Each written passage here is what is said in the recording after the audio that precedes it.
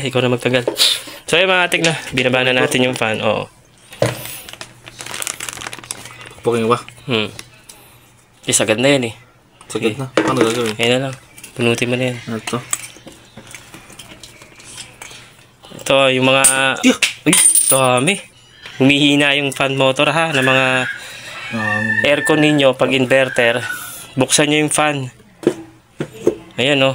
Tulad niya no, dami oh. Diba? Langgam.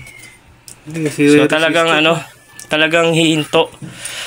Hihinto siya katagalan. Daikin nga pala ito Ito yung ginagawa natin eh. So, una pinalitan ko yung sensor kasi nga nagbi-blink si receiver. Nagbi-blink siya ng straight.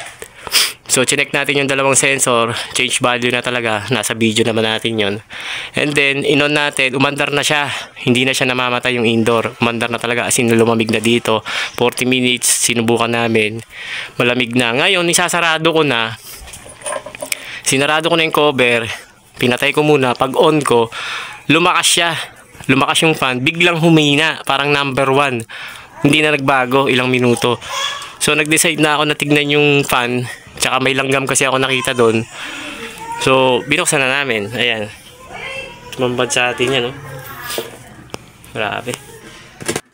So, mga katekno, sa ganitong sitwasyon, pag nalinis na natin to, depende pa sa kanya kung magiging okay siya. Kasi nga, umandar na siya ng maraming langgam o may dumi. So hindi natin masasabi na yung windings yung coil nung fan is okay pa. So tatry natin kung talagang tatagal siya o hihina ulit. Pag humina ulit, papalitan na talaga tong pinaka fan.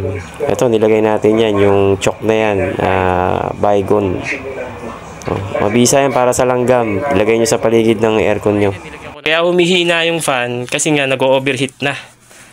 Nag-overheat na siya. Ayun, hanggang ngayon mainit pa nga itong shafting eh. Kasi yung isang dalawa yun pre ha. Yung ganito. Ay, yun nalaglag.